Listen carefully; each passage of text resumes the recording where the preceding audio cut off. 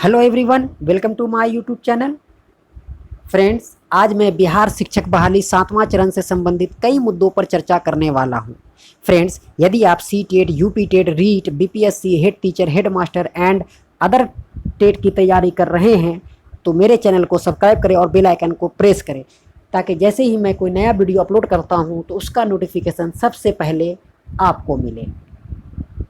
Friends, जिन्होंने मेरे channel के माध्यम से C TET, B TET qualify किया है, उन्हीं लोगों में से कुछ लोगों ने कमेंट्स किया है कि सर, बिहार में 7वें चरण की शिक्षक बहाली की प्रक्रिया कब शुरू होगी, उसका नोटिफिकेशन कब आएगा, 7वें चरण की शिक्षक बहाली की प्रक्रिया में इतना देरी क्यों हो रहा है। अलग अलग लोगों के अलग अलग कमेंट्स आए थे।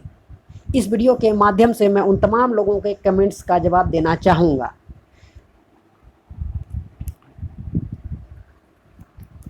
फ्रेंड्स, वीडियो को शुरू से लेकर अंतिम तक देखना ना भूलें। इस वीडियो में मैं 7 फेज की बहाली से संबंधित महत्वपूर्ण बिंदुओं पर चर्चा करने वाला हूं। फ्रेंड्स, जैसा कि आप सभी को मालूम है, बिहार शिक्षक बहाली 7वें चरण की प्रक्रिया में भाग लेने वाले तमाम अभ्यर्थी पटना के गर्दनी बाग में धरना स्थल पर बैठे हुए और आज आंदोलन का 17वां दिन है। आज कुछ खास होने वाला है। बात कर लें पूर्व की, तो 17 दिन तक आंदोलन अभ्यर्थियों ने दिया, लेकिन अभी तक आंदोलन सफल नहीं हुआ। तो मैं बता दूं साथियों कि आंदोलन सफल होने का कारण क्या है और आंदोलन सफल अब तक क्यों नहीं हुआ, उसका कारण क्या है। तो पहले मैं बता दूं आंदोलन सफल नहीं होने का कारण क्या है। तो पहला कारण ये है साथियों कि पर्याप्त मात्रा में शिक्षक अभ्यर्थियों का धरना स्थल पर उपस्थिति। जी हाँ साथियों, शिक्षक अभ्यर्थियों की जनसंख्या धरना स्थल पर कम है और विशेषकर महिला शिक्षक अभ्यर्थियों की। महिला शिक्षक अभ्यर्थी मात्र 8-10 ही हैं धरना स्थल पर। मैं बता दूं साथियों कि जब नोटिफिकेशन आएगा तो उसमें 50% का आरक्षण महिला अभ्यर्थी लेंगे, लेकिन जब बात धरना आंदोलन की होती है तो महिला अभ्यर्थी धरना स्थल पर नहीं पहुंचती, एक से एक बहाना बना देती है। मेरे तो माता पिता नहीं जाने देते हैं, मेरी तबीयत ख़राब है, मेरे हस्बैंड नहीं जाने देते हैं, मेरे छोटे बच्चे हैं, मैं कैसे उन्हें छोड़ के जाऊं, तरह तरह के बहाने बना देंगे। और दूसरा कारण है कि जो आंदोलन अभ्यर्थी, जो एक्टिव मेंबर हैं, वो जो कार्य कर रहे हैं, उनमें भी कुछ थोड़ी बहुत त्रुटियां नज़र आती हैं। वो अपनी बात को सही तरीके से रख नहीं पाते। और तीसरा कारण है बिहार शिक्षा विभाग का डिपार्टमेंट और शिक्षा मंत्री वो 7वें फेज की बहाली को लेकर के एक्टिव नहीं है। बस वो सिर्फ और सिर्फ लॉलीपॉप दे रहे हैं। छठा चरण जैसे ही समाप्त होगा, 7वां स्टार्ट हो जाएगा, शीघ्र हो जाएगा, अति शीघ्र हो जाएगा, जल्दी हो जाएगा। न जाने शिक्षा मंत्री जी का जल्दी, शीघ्र, अति शीघ्र कब होगा। अब मैं बात कर लेता हूँ साथियों आंदोलन को सफल बनाने का। जो अभ्यर्थी धरना स्थल पर लगातार 16 दिन से धरना दे रहे हैं और आज 17वां दिन है, तो आज कुछ खास होने वाला है। एक्टिव मेंबर तमाम तरह की एक्टिव कर रहे हैं। इससे पहले भी अभ्यर्थियों ने कई तरह की एक्टिविटी की है, अपनी बात सरकार के समक्ष रख रहे हैं, शांतिपूर्वक ढंग से आंदोलन कर रहे हैं और भी उन्हें मेहनत करने की और डटे रहने की ज़रूरत है।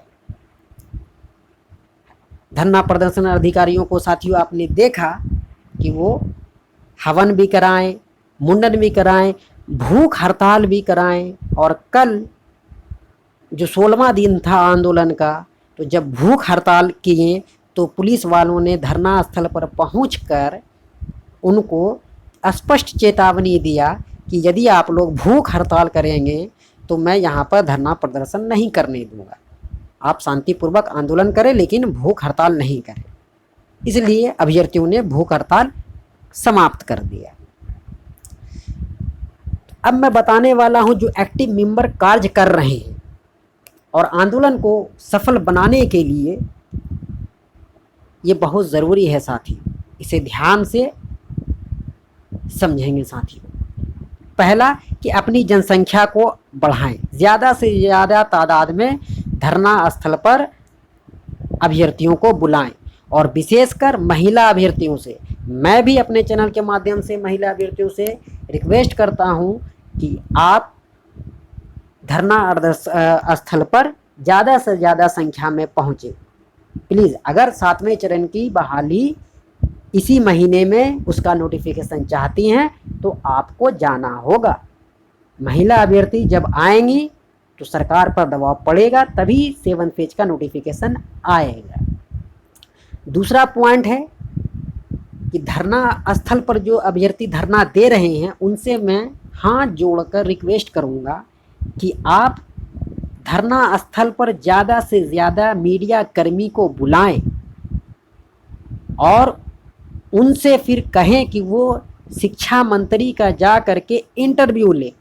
इंटरव्यू में शिक्षा मंत्री से स्पष्ट प्रश्न करें कि आप जो कहते थे छठे चरण की समाप्ति के बाद 7वां चरण जल्द अति शीघ्र दे देंगे, तो वो कहाँ गया? शिक्षा मंत्री तो दिखाई नहीं दे रही है। 6 फेज की बहाली जब पूरी हुई उसके बाद शिक्षा मंत्री मीडिया कर्मियों के सामने उपस्थित ही नहीं होते, वे छुप रहे हैं, वे गुम हो रहे हैं।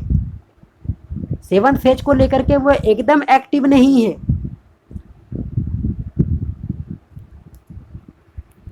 तो जब आप अभ्यर्थी ज़्यादा से ज़्यादा मीडिया को बुलाएं और विपक्ष के नेता को बुलाएं और उन्हें अपनी सारी बातें बताएं। मीडिया कर्मियों को साथी आपको एक बात स्पष्ट बताना है ताकि के बिहार सरकार, शिक्षा मंत्री और शिक्षा विभाग के कान खुल जाएं कि अब उनकी होशियारी चालबाजी नहीं चलेगी। उनसे ये कहें साफ साफ, और आप लोग एक बैनर भी छपवा लें, जो हाथ में आप लोग बैनर लेकर के रहते हैं वो एक बैनर भी छपवा लें कि 7वें चरण की बहाली को 2024 के चुनाव का मुद्दा बनने नहीं देंगे। ये सरकार 7 फेज की बहाली को 7वें चरण का जो चरण चल रहा है उसे 2024 के चुनाव का वोट बैंक बना रही है। आप ये बातें मीडिया को बताएं और फिर मीडिया को कहें कि शिक्षा मंत्री का इंटरव्यू लीजिए और सरकार से, शिक्षा मंत्री से प्रश्न कीजिए कि कहीं आप 2024 के चुनाव का वोट बैंक 7वें चरण की बहाली को तो नहीं बनाना चाहते हैं। अभ्यर्थियों ने ये बात हमसे स्पष्ट कहा है। ये बात कहने से विपक्ष के भी कान खड़े होंगे और देश की जनता भी सुनेगी। और शिक्षा मंत्री और जो बिहार सरकार है वो तो जान ही रही हैं कि हम लोगों के मन में क्या चल रहा है कि जब 2024 का चुनाव आएगा तभी हम 7वें चरण की बहाली का नोटिफिकेशन देंगे। ये सरकार के दिल दिमाग में चल रहा है। लेकिन सरकार को भी ये पता चलना चाहिए कि 7वें चरण के अभ्यर्थियों को ये चीज़ पहले से पता है, आपको ऐसा करने नहीं देंगे। आपको 7 फेज का नोटिफिकेशन जल्द से जल्द लाना ही होगा। जैसा कि पहले आप कहा करते थे वैसा ही अब कीजिए। सिर्फ कहने से काम नहीं चलेगा, आपको करना भी होगा। और तीसरा पॉइंट है साथियों कि ये जो सरकार हर 1 दिन 2 दिन पर नियोजन इकाई से रिक्तियाँ मंगाती है, ये सब एक दिखावा है, छलकपट है।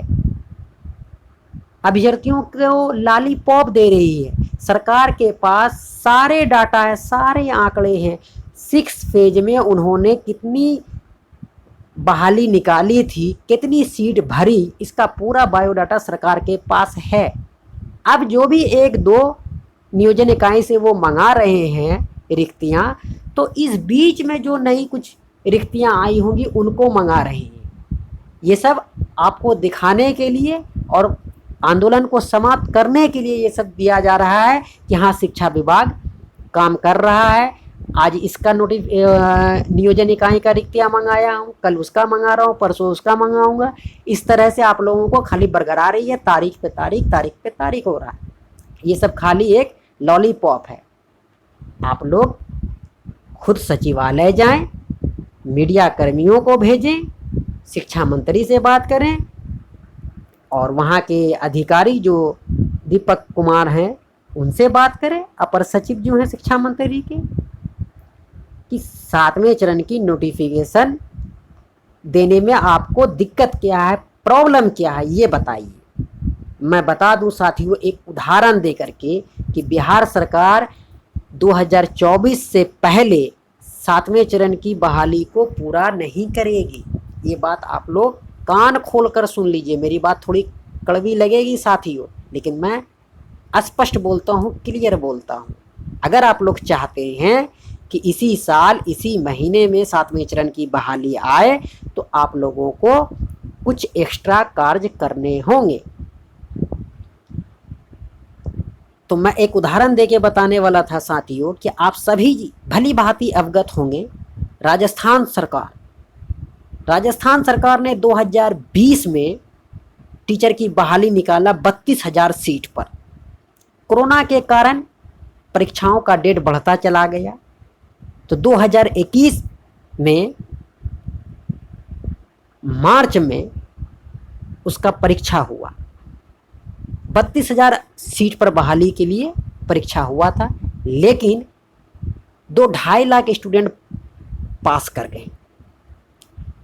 फिर तमाम अभ्यर्थियों ने धरना प्रदर्शन कर अपनी बात को शिक्षा मंत्री के पास राजस्थान सरकार के समक्ष पहुंचाया कि कुछ रिक्तियां बढ़ा दी जाए, सीट बढ़ाया जाए। तो राजस्थान सरकार ने कहा कि मैंने 32,000 सीट की बहाली पर परीक्षा लिया था, मैंने सीट को घटाया नहीं हूँ। रही बात सीट बढ़ाने की, आप लोग मांग कर रहे हैं, तो मैं सीट बढ़ाऊंगा, लेकिन जो बच्चे इस परीक्षा में कंप्लीट नहीं हुए हैं, फेल हो गए हैं, उन बच्चों का क्या होगा। इसलिए मैं एक टेट परीक्षा लूंगा और एक नई बहाली दे दूंगा। समझने वाली बात है साथियों, गौर करना। राजस्थान सरकार ने क्या कहा कि मैं जो 32,000 सीट पर बहाली निकाला हूं, मैंने सीट नहीं घटाया, लेकिन आप लोग सीट बढ़ाने की मांग कर रहे हैं, तो मैं ऐसे नहीं बढ़ाऊंगा। मैं एक टेट एग्ज़ाम ले लूँगा, ताकि जो इस एग्ज़ाम में बच्चे कंप्लीट नहीं हो सके वो अगले टेट एग्ज़ाम दे करके कंप्लीट हो जाए और उसमें बहाली में भाग ले। तो राजस्थान सरकार ने 20,000 सीट की बहाली का उन्होंने ऑर्डर घोषणा कर दिया। देखिए, राजस्थान सरकार ने कोई बहाना नहीं बनाया कि मैं नियोजन इकाई से सीट मंगाऊंगा, कितनी सीट बची है, कितने पर बहाली होगा, नहीं कितनी होगी तब मैं लाऊंगा नया बहाली। नहीं साथियों, मार्च में एग्ज़ाम हुआ और फिर अप्रैल में जैसे ही आंदोलन हुआ, 3 दिन में सरकार ने नई बहाली का घोषणा कर दिया। उन्होंने ये नहीं सोचा कि मैं नियोजन इकाई से सीट मंगाना है, हमें कितनी सीट इस चरण में बाकी रह जाएगी, इसको जोड़ूंगा, कुछ नहीं आएगी, जो अभी बची है उसको जोड़ूंगा। ये सब बहाना सरकार ने नहीं बनाया। राजस्थान सरकार ने उन्होंने स्पष्ट कह दिया 20,000 की मैं नई बहाली दूंगा, लेकिन एक टेट एग्ज़ाम लूँगा, ताकि जो बच्चे इससे पहले वाले टेस्ट में फेल हो गए हैं वो इसमें बैठें और परीक्षा को पास कर ले, तो उनको भी मौका मिल जाए। बिहार सरकार क्या कर रहा है? बिहार सरकार तो बहाना बना रही है। चाहती तो ये जो 7वें चरण में जो दिसंबर 2019 में सीटेड अभ्यर्थी पास हुए थे, उनको ये ले सकते थे, लेकिन इन्होंने लिया नहीं और उन्होंने कहा कि 6ठा समाप्त होते ही 7वां दे दूंगा। तो भाई छठा तो अब समाप्त हो गया, अब आप सातवां शुरू कीजिए ना। आपको सातवां शुरू करने में प्रॉब्लम क्या है? आज भी सरकार अगर चाहे तो आज सरकार नोटिफिकेशन का डेट जारी कर सकती है कि हाँ मई महीने में सातवां चरण शुरू होगा, जून में सातवां चरण शुरू होगा। तो मैं बता दूं साथियों, ये सरकार नहीं चाहेगी। सरकार तो ये चाह रही है कि किसी तरह भी ये साल को मैं ख़त्म कर दूं बहानेबाजी, और ये लेटर जारी करते करते कि मैं रिक्तियाँ मंगा रहा हूँ नियोजन इकाई से। आज मैं मुजफ्फरपुर से मंगाया हूँ, तो कल मैं समस्तीपुर से, तो मैं परसों बेगूसराय से, इसी तरह मैं रिक्तियाँ मंगाते जाऊँगा। जब सारी रिक्तियाँ आ जाएगी तब मैं बहाली निकालूंगा। अरे भाई, आपके राज्य में 38 जिला है, आप 38वां जिला का रिक्ति एक साथ मंगाइए ना। आप एक एक दिन में, दो दो दिन में एक एक जिले का रिक्ति मंगा रहे हैं, ऐसा क्यों कर रहे हैं? आप खाली तारीख पे तारीख दे रहे हैं बच्चों को, और आप चाह रहे हैं कि ये 2022 खत्म हो जाए और 2023 आएगा। 2023 जब आएगा तो फिर आप बहाना बनाएंगे कि आप लोगों ने मांग किया था कि ऑनलाइन सेंट्रलाइज हो, तो मैं इसके लिए सॉफ्टवेयर तैयार करूंगा। सॉफ्टवेयर तैयार हो रहा है, इसमें कुछ समय लग रहा है, पारदर्शी के हिसाब से हमें बहाली करना है, किसी किस्म का इसमें भ्रष्टाचार ना हो, कोई धोखेबाजी ना हो, ये सब बयान देते रहेंगे और 2023 का सरकार 6 महीना खा जाएगी। उसके बाद यानी कि मई जून में वो नोटिफिकेशन देंगे और फिर उसका लास्ट डेट 3-4 महीने के बाद रखेंगे, भरते रहें, और फिर उसके बाद केस मुकदमा चलेगा। तो ये 23 भी समाप्त हो जाएगा, 24 आ जाएगा। तो 24 तो सरकार का चुनाव का मुद्दा है। सरकार जो चाहती थी वो महीना, वो साल सरकार ने 7वें चरण को पा लिया, वहां तक 7वें चरण की बहाली को पहुंचा दिया। सरकार का मनसा पूरा हो जाएगा। सरकार की असल चाल यही है। अगर सरकार राजस्थान सरकार के जैसा काम करती तो 7वां चरण का नोटिफिकेशन मार्च में ही आ जाता साथियों, लेकिन वो अपनी ज़बान से मुकर गए। उन्होंने धोखाबाजी किया बच्चों के साथ, स्टूडेंट के साथ उन्होंने धोखाबाजी किया है। खाली तारीख पे तारीख दे रहे हैं।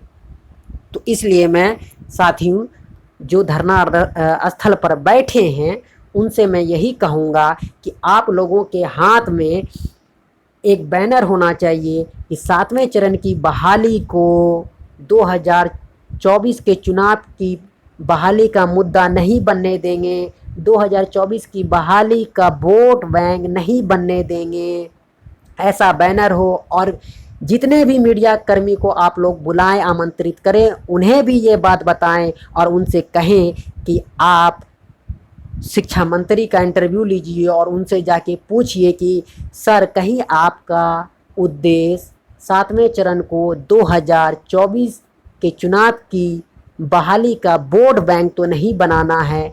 इससे सरकार और देशवासियों का दिमाग खुलेगा। बिहार में तारीख गवाह है, जब जब चुनाव का समय आता है तब तक शिक्षक की बहाली आती है साथियों। ये सरकार इतनी आसानी से मानने वाली नहीं है। तो इसलिए मैं ये 2 पॉइंट आपको बताना मेरे लिए बहुत ज़रूरी था साथियों। बाकी जैसा अच्छा आप लोग चाहे वैसा आंदोलन करें और आंदोलन को सफल बनाएं। फ्रेंड्स, यदि वीडियो आपको अच्छा लगा हो तो चैनल को सब्सक्राइब करें, लाइक करें और शेयर करना ना भूलें।